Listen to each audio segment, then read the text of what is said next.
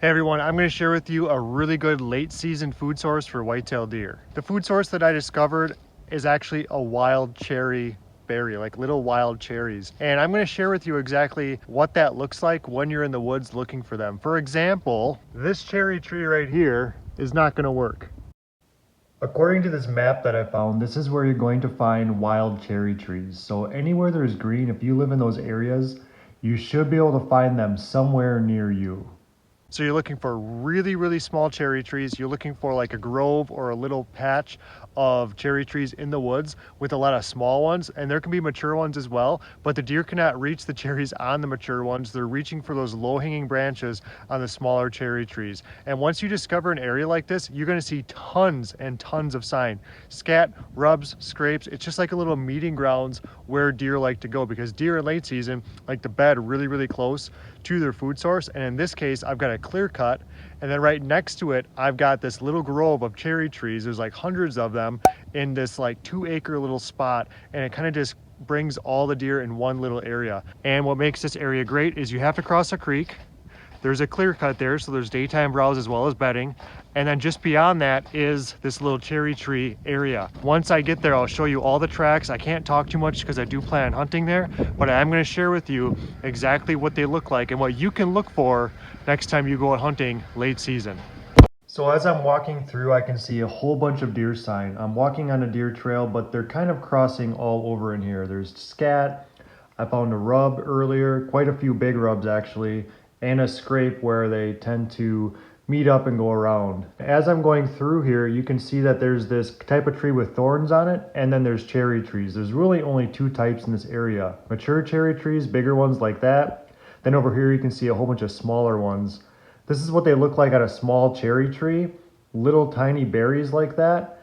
And then the cherry tree itself isn't very tall, which is why the deer can actually get the berries off of the tree in the first place. Scat everywhere. If you want to find out where deer are feeding, just look for a deer scat. Then up here you can see the berries are higher up because the deer cannot reach those, and the lower hanging branches they can reach them, which is why they're not there anymore. As you can see back there, there are hundreds if not thousands of these little trees all in one area. They probably won't reach maturity as they cancel each other out, but since they're so small, those are the types of trees that the deer can actually use.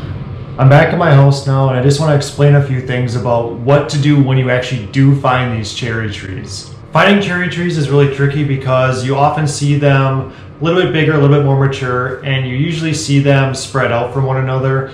That way they can get big, but when you find these small ones, you're going to find deer sign. It's almost guaranteed. So being in the late season, deer don't move very far to feed. So if you do find cherry trees like the ones I showed you, there's a good chance does or even bucks are bedded really close to those cherry trees to begin with. They don't want to move very far in the winter because they're trying to conserve energy. That's why late season is an excellent time to go deer hunting, because it's so easy to find where the deer are to begin with. Once you find this type of food source, or any food source for that matter, but in this video we're talking about cherry trees, you need to find high stem count bedding cover. This could be in a conifer thicket where there's a lot of immature small conifer trees. Not a lot of them, like an entire pine tree plantation. That's not great for bedding, but a small section of them in the woods is really good. Another good area that could be next to these cherry trees would be a swamp edge, because it's got the really good diversity of habitat for deer to be bedding in on the edge.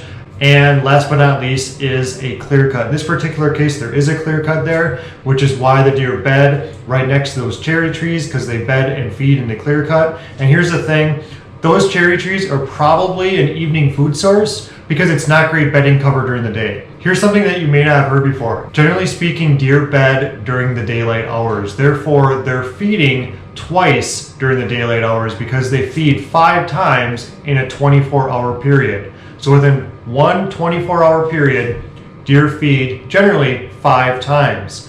They feed in the evening when they get up. That's a great time to go hunting. They feed at night when it's dark, in the morning, like the first hour of light, and then also twice during the day, which is why when you find a clear cut or you find high stem count, you find deer bedding in it, not just for cover, but also for food. They'll get up and they'll feed in their little area, and then they'll bed back down. Then they'll feed one more time in a little area, then they'll bed back down. Then when they get up in the evening, about an hour or maybe a half hour before dark, that's when they move out of their bedding area for the night, returning back to their bedding area, usually around sun up the next day or maybe a little bit later. The reason why that's important to know is because if you find these cherries that the deer are feeding on, these wild cherries, they're probably feeding on them first hour in the morning of daylight, or they're feeding on them at night just before they leave their bedding. They're probably not feeding on them during the day, so that makes it a good spot to hunt.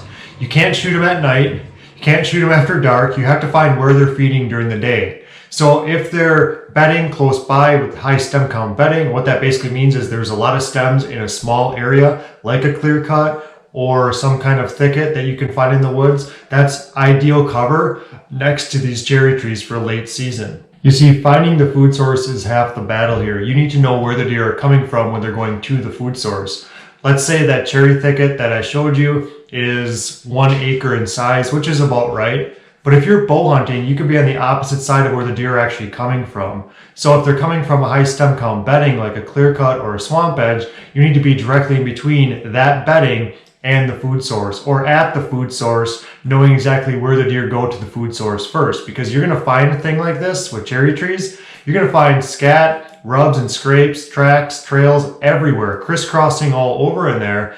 And it's going to be really hard to set up on because the deer really shotgun through there, and you can find deer at any point in time in those cherry trees. So knowing where they bed primarily, you can kind of cut them off on the way to that food source. So knowing just the food source in most cases isn't good enough. You need to know where they're coming from so you can find that trail, or at least for the most part increase your odds of finding that trail from bedding over to that food source. And I'll be the first one to admit that finding deer, especially on public land, is very tricky. It can be tricky to find high concentrations of deer on public land to have success. But we can all agree that you need to find the deer first before you can start pursuing them. That's step one. Because of that, I created an entire playlist right here to show you and teach you how to find deer, particularly on public land.